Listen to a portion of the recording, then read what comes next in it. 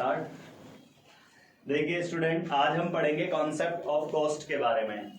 Cost एक ऐसा topic है, वो डिपेंडेंट है वैसे प्रोडक्शन फंक्शन पे, जो हमने लास्ट क्लास में डिस्कस करा था।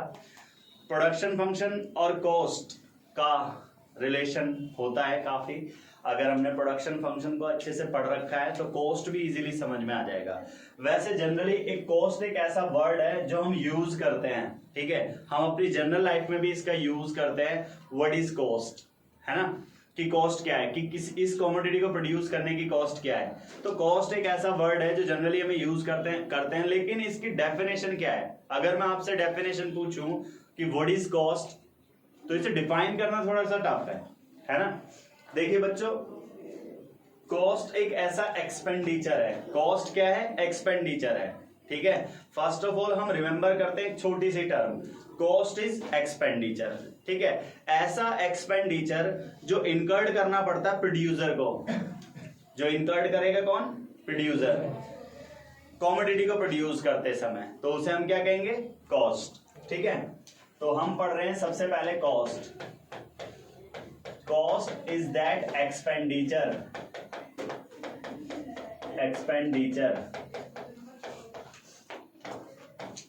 which is incurred by a producer on producing goods and services। Goods और सर्विसेज को प्रोड्यूस करने के लिए जो प्रोड्यूसर को एक्सपेंडिचर बियर करना पड़ेगा, तो उसे हम क्या कहेंगे? कॉस्ट, ठीक है बच्चों। यानी इसे हिंदी में क्या बोलते हैं? लागत, ठीक है। लागत वह व्यय होता है जो उत्पादक द्वारा वस्तुओं तथा सेवाओं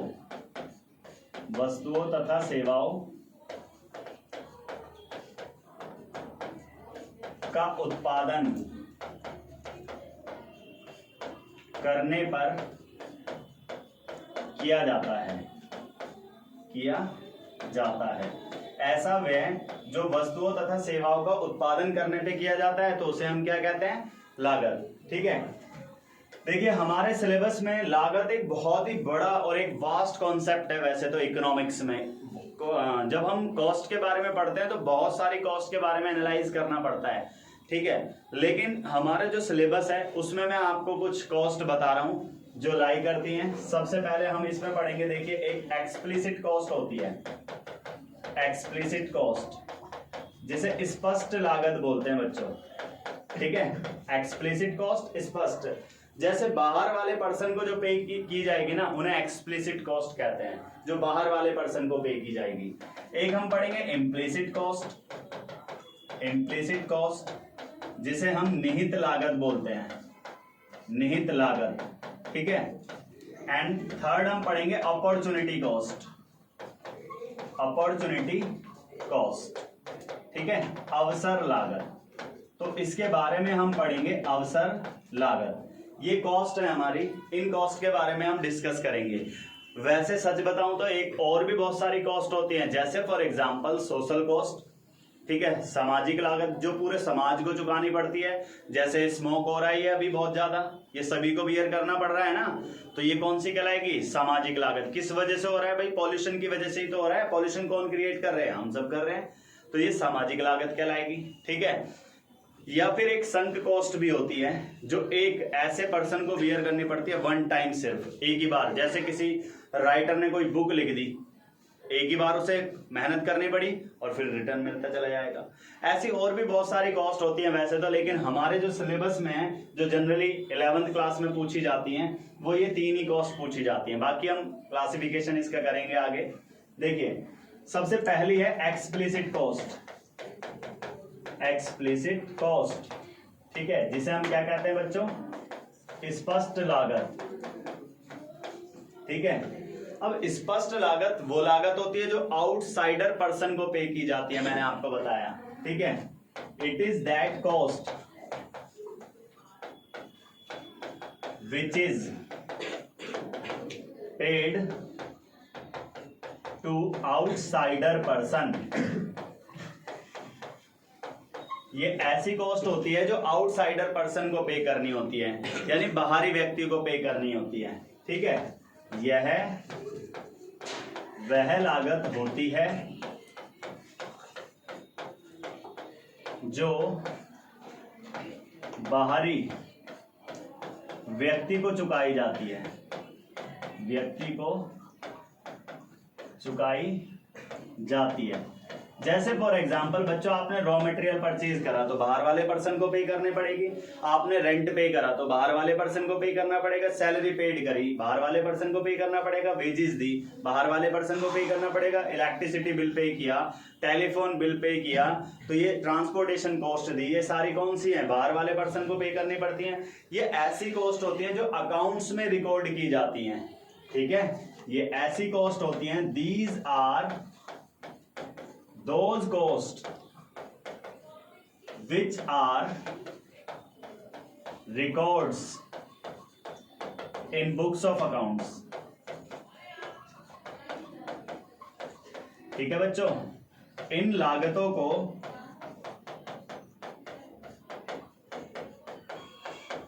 लेखांकन के लेखे में शामिल किया जाता है, लेखांकन के लेखे में शामिल किया जाता है, शामिल किया जाता है। भाई ये ऐसी लागत होती हैं जिन्हें लेखांकन के लेखे में, इट मींस इन्हें अकाउंट्स में रिकॉर्ड किया जाता है। जो भी हम अकाउंट्स में कॉस्ट पढ़ते हैं ना, जितने भी आप अकाउंट्स पढ़ते हो वो सारी एक्सप्लिसिट कॉस्ट होती है बच्चों, सही है, वो सारी एक्सप्लिसिट कॉस्ट होती है। सिर्फ एक्सप्लिसिट कॉस्ट की स्टडी करते हो आप अकाउंट्स में, लेकिन इकोनॉमिक्स में हम क्या करेंगे, इम्प्लिसिट कॉस्ट भी पढ़ेंगे। ठीक है, हमारे पास एक इम्प्लिसिट कॉस्ट भी है, इम्प्लिसिट कॉस्ट। ठीक है, यानी निहित लागत। देखिए अभी मैं इसमें एक एग्जांपल और बता दूं। एग्जाम्पल क्या होंगे इसके, अभी मैंने आपको बताया बच्चों, आपने रेंट पे किया, आपने सैलरी दी, आपने इलेक्ट्रिसिटी बिल दिया, ठीक है, आपने रॉ मटेरियल परचेज करा, ये सब एग्जाम्पल किसके हैं, एक्सप्लिसिट कॉस्ट के। बाहर वाले पर्सन को पे किया है ना, समझ में आ गया। तो ये हमारे जैसे किराया और वेतन, बिजली का बिल, बिजली का बिल और कच्चा माल, कच्चे माल का क्रय है ये, ठीक है, परचेज ऑफ रॉ मटेरियल है ये, परचेज ऑफ, ठीक है। अब देखिए इम्प्लिसिट कॉस्ट क्या होती है, वो मैंने 3 पॉइंट लिखे हैं उसके, इसलिए ताकि डिफरेंस बन जाए। देखिए these are those cost, these are those cost which are bear by owner resources, जो ऑनर के रिसोर्सेज से बियर करनी पड़ती है ना, तो वो हमारी कौन सी कहलाती है, इम्प्लिसिट कॉस्ट कहलाती है, सही है। अब जैसे फॉर एग्जांपल, अब हम इंस्टीट्यूट है चला रहे हैं, ठीक है, हमारा ये अगर प्लेस है, क्या हम रेंट पे करेंगे किसी को, हम इसे खुद मैनेज कर रहे हैं, एक मैनेजर होना चाहिए, लेकिन खुद मैनेज कर रहे हैं, वो हम किसी को नहीं दे रहे सैलरी, तो जो अपने रिसोर्सेज को अकॉर्डिंगली बियर करनी पड़ती है वो सारी इम्प्लिसिट कॉस्ट कहलाती है। समझ में आ रहा है बच्चों, ठीक है। ये वे लागतें होती हैं, लागतें होती हैं जो संसाधनों के स्वामी को चुकानी पड़ती है, चुकानी पड़ती है। देखिए इसका एक एग्जांपल है बच्चों, आपकी कोई शॉप है, ठीक है, अब आपके पेरेंट्स को, आपके पापा को ना कहीं 1 हफ्ते के लिए जाना पड़ जाए, ठीक है, तो डेफिनेटली अब बड़े हो रहे हो, आपको कह देंगे कि भाई 1 हफ्ते तू संभाल लियो इसे, ठीक है। जब आप 1 हफ्ते उसे संभालोगे तो क्या आपके पेरेंट्स आपको सैलरी देंगे उसके 1 हफ्ते की, नहीं ना, ठीक है। तो इसे ही हम क्या कहते हैं, इम्प्लिसिट कॉस्ट। आप उसमें कुछ मेहनत कर रहे हैं, क्या आपको कुछ मिलेगा एक्स्ट्रा उसका, तो उसे हम क्या कहेंगे, इम्प्लिसिट कॉस्ट। समझ में आ रहा है सभी को। तो ये वाली कॉस्ट क्या रिकॉर्ड कर सकते हो अकाउंट्स में, नहीं कर सकते। तो these cost are not recorded in books of accounts. ठीक है, इन लागतों को लेखांकन के लेखे में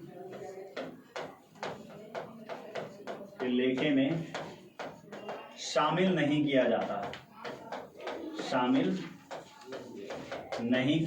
है। ठीक है ना। इन कॉस्ट को बच्चों लेखांकन के यानी अकाउंट्स में रिकॉर्ड नहीं किया जाता इन वाली कॉस्ट को। नेक्स्ट है एग्जाम्पल, जैसे working as a manager in on firm. अपनी फर्म में मैनेजर के रूप में कार्य, अपनी फर्म में आप मैनेजर के रूप में कार्य कर रहे हो, तो ये कॉस्ट कौन सी कहलाएगी भाई? इम्प्लिसिट कॉस्ट कहलाएगी। ठीक है। और रेंट ऑफ ऑन बिल्डिंग, आपकी बिल्डिंग है उसका किराया, स्वयं के भवन का किराया। ठीक है। तो ये हमारी इम्प्लिसिट कॉस्ट होगी। 3 पॉइंट इसके हो गए हमारे, 3 पॉइंट इसके हो गए, 3 उसके हो गए। बाई चांस डिफरेंस भी पूछा जाता है तो आप लिख सकते हो। ठीक है। एक नेक्स्ट है हमारा topic opportunity cost. Opportunity cost, इसे हम बोलते हैं बच्चों अवसर लागत। ठीक है। देखिए अवसर लागत क्या होती है? अवसर लागत, अब इसकी मैं डेफिनेशन जब लिखूंगा ना तो इट में भी क्या पता समझ में ना आए आपको। देखिए, next best alternative cost is called opportunity cost. दूसरे सर्वश्रेष्ठ विकल्प के चयन के लिए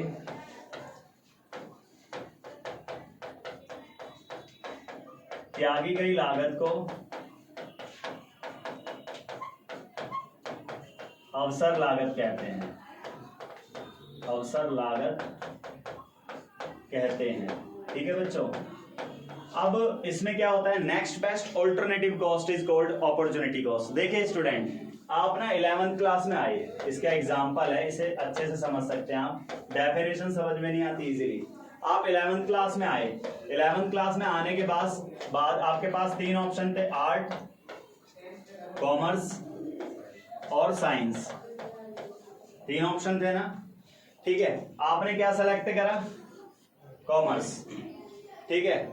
जिन स्टूडेंट ने कॉमर्स सेलेक्ट करा तो अब हमारे पास, आपने ये सेलेक्ट कर लिया। ठीक है। तो आपने ये दोनों ऑप्शन थे ना आपके पास। ठीक है। और ये क्या कर दिए? ये वाले लेफ्ट कर दिए आपने। जब ये वाले सेलेक्ट करे हैं भाई, ये वाले तो छोड़ने ही पड़ेंगे ना। ठीक है। तो जो आपने लेफ्ट करा है ना उसे अपॉर्चुनिटी कॉस्ट कहते हैं।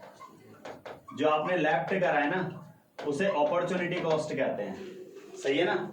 समझ में आ गया? Opportunity cost. Next best alternative cost is called opportunity cost. ठीक है। जो नेक्स्ट बेस्ट है ना उसे हम अपॉर्चुनिटी कॉस्ट कहते हैं। जैसे इसमें एग्जांपल मैंने आपको दिया, कभी कभी एग्जाम में ना ये पूछ लिया जाता है, explain the opportunity cost with the help of example. ठीक है। एक सिंपल सा एग्जांपल ले लेते हैं। देखिए, if a person having 2 option for a job like teacher ₹20,000 per month and police ₹15,000 per month। ठीक है स्टूडेंट। अब डेफिनेटली सैलरी किसमें ज्यादा मिल रही है? टीचर में। उसने सेलेक्ट कौन सी करी होगी? टीचर की। If he selects job for teacher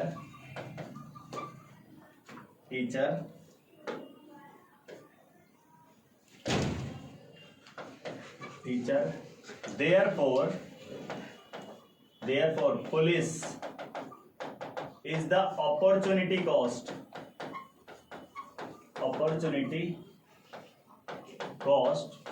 for teacher. भाई टीचर के लिए पुलिस जो होगी ना वो अपॉर्चुनिटी कॉस्ट होगी, क्योंकि लेफ्ट क्या करा उसने, पुलिस, ठीक है, तो वो अपॉर्चुनिटी कॉस्ट होगी। ठीक है, यदि एक व्यक्ति के पास दो नौकरी के अवसर होते हैं, अध्यापक ₹20,000 पर मंथ तथा पुलिस ₹15,000 पर मंथ। यदि अध्यापक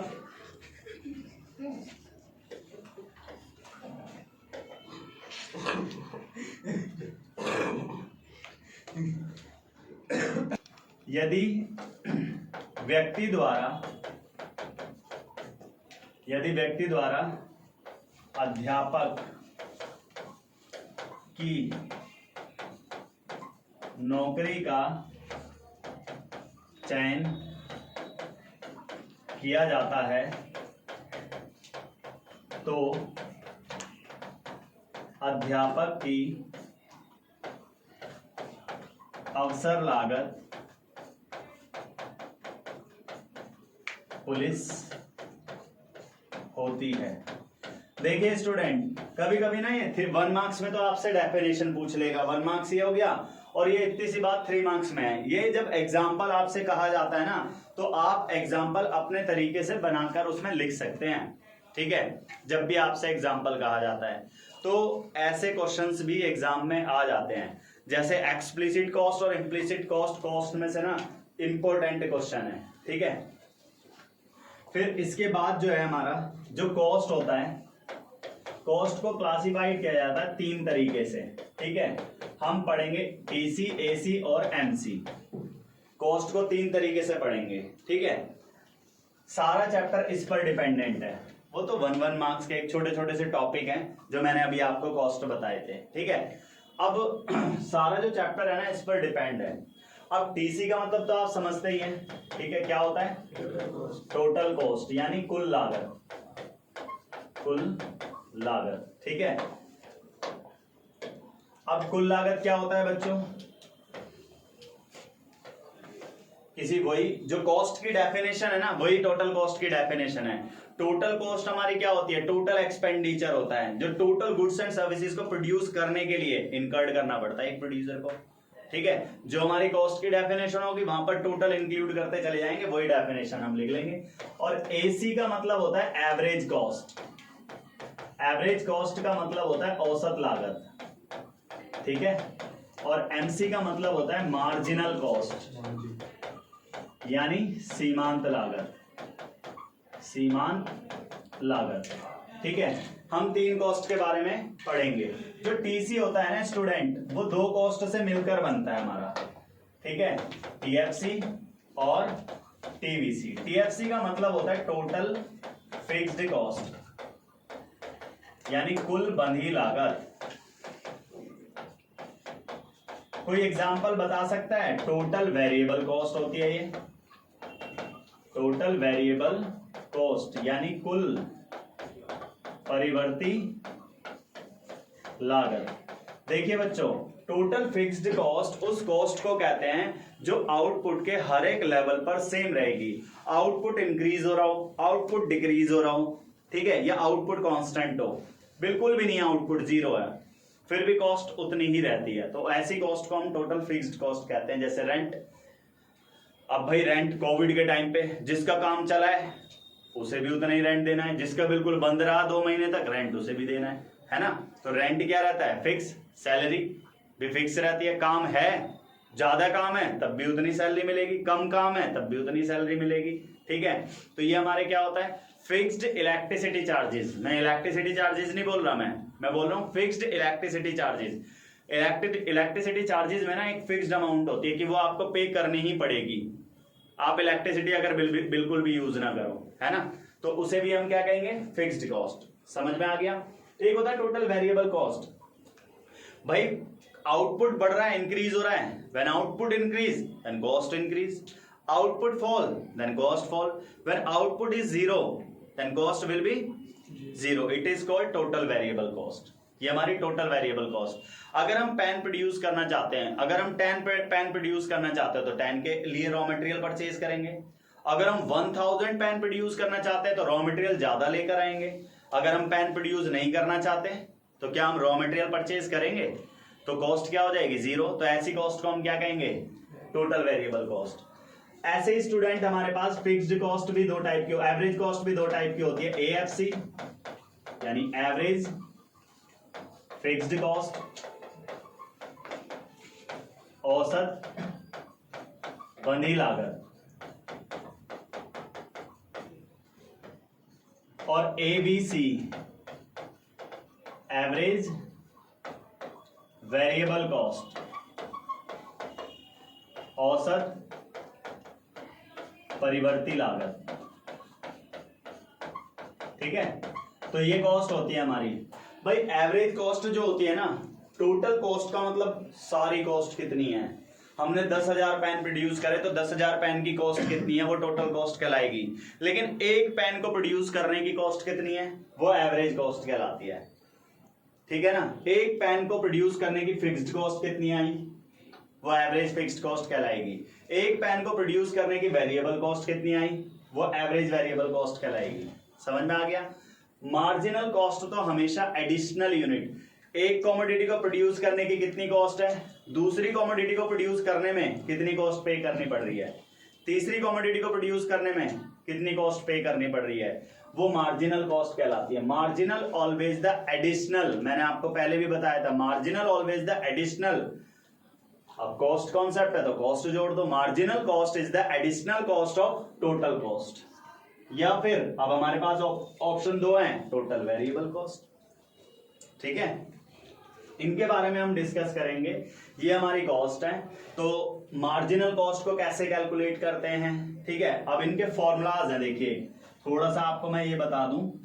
देखिए अब टीसी जो होता है स्टूडेंट, टीएफसी और टीवीसी को ऐड कर दोगे तो क्या पता लग जाएगा आपको, टीसी। टोटल कॉस्ट को या तो प्लस करके पता लगाते हैं या फिर मल्टीप्लाई करके, ऐसा तो हमारा जनरल रूल है एकदम। ठीक है, लेकिन अगर ये फॉर्मूला एक बन गया, इससे एक फॉर्मूला बन जाता है, टीएफसी अगर हमें निकालना हो, ठीक है, टीएफसी को यहीं पे रहने दो, तो टीवीसी उधर जाएगा तो माइनस का हो जाएगा, और ऐसे ही TFC is equal to AFC into में क्यू हो जाएगा। टीवीसी को कैलकुलेट करने के लिए टीसी माइनस टीएफसी हो जाएगा, और टीवीसी इज इक्वल टू क्या हो जाएगा, एबीसी इंटू में क्यू। ठीक है, ऐसे ही एसी को एटीसी भी कहते हैं स्टूडेंट, एवरेज कॉस्ट या एवरेज टोटल कॉस्ट एक ही मतलब है। ठीक है, वो हमारा होता है क्या, एएफसी प्लस एबीसी। इसी के तरीके से फॉर्मूला बनाया ये वाला हमने। ठीक है, और फिर इसके बाद AC इज इक्वल टू, इससे फॉर्मूला बन जाएगा, अब ये अपॉन में चला जाएगा, TC divide by Q. Average को या तो डिवाइड करके ही निकालते हैं जनरली, एवरेज अभी तक निकाला आपने 9th में, 10th में, 11th में, और तो कैसे कैलकुलेट करते हैं उसे, डिवाइड करके। ठीक है, ऐसे ही निकालेंगे हम। और अगर आपको AFC निकालना है तो यहां से फॉर्मूला बन गया, इसे इधर लेकर आ जाओ, AC माइनस ABC, और AFC इज इक्वल टू क्या हो जाएगा, TFC डिवाइड बाई क्यू। ऐसे ही स्टूडेंट हमारा क्या हो जाएगा, ABC का फॉर्मूला क्या हो जाएगा, AC माइनस AFC, और ABC is equal to TVC divide by Q. ठीक है, अब एक फॉर्मूला है हमारा MC का, MC is equal to TVC n minus TVC n minus 1, या फिर आप इसको TC से भी कैलकुलेट कर सकते हैं, सेम आएगा। इस फॉर्मूले को आप ऐसे भी लिख सकते हैं, डेल्टा TVC अपॉन में डेल्टा Q, या फिर डेल्टा TC अपॉन में डेल्टा क्यू। बच्चों ये फॉर्मूले 4 फॉर्मूले लिखे हैं इसे मैंने एमसी के, जबकि एक से भी काम चल जाता। क्यों लिखे 4 मैंने? ताकि आपको जैसे कोई एमसीक्यू क्वेश्चन पूछा जाए, अब उसमें ये वाला फॉर्मूला दे दिया, ठीक है, तो उसमें पूछा गया भाई एमसी का कौन सा फॉर्मूला है, ठीक है, तो आप बता तो सकते हो ना इसमें कौन सा फॉर्मूला एमसी का है, तो इसलिए समझ में आ गया ये। अब ये आपको लर्न करना है, बस इसको लर्न करके आना है, ठीक है, और उससे पहले वाला आपको नोट करना है, बस समझ में आ गया। ये कॉस्ट है। अब इसके ऊपर सारे कॉन्सेप्ट इसी से ही बनेंगे, सब कॉन्सेप्ट इन्हीं से ही बनेंगे। टीसी टीएफसी क्या होता है, अब मैं एक एक के बारे में आपको डिफाइन करूंगा। टोटल फिक्स्ड कॉस्ट क्या होती है, टोटल वेरिएबल कॉस्ट क्या होती है, टोटल कॉस्ट क्या होती है, एवरेज कॉस्ट क्या होती है, एवरेज फिक्स्ड कॉस्ट क्या होती है, एवरेज वेरिएबल कॉस्ट क्या होती है, और मार्जिनल कॉस्ट क्या होती है, ये मैं आपको सबको बताऊंगा। इनका पर्टिकुलर डायग्राम्स क्या होते हैं, इनके एग्जांपल्स क्या हैं, ठीक है, और इसी पर ये चैप्टर बेस है। सबसे ज्यादा रिलेशनशिप है इसमें, क्योंकि इन कॉस्ट में बस रिलेशनशिप बताने और चैप्टर फिर खत्म हो जाएगा, ठीक है। बाकी नेक्स्ट क्लास में पढ़ेंगे।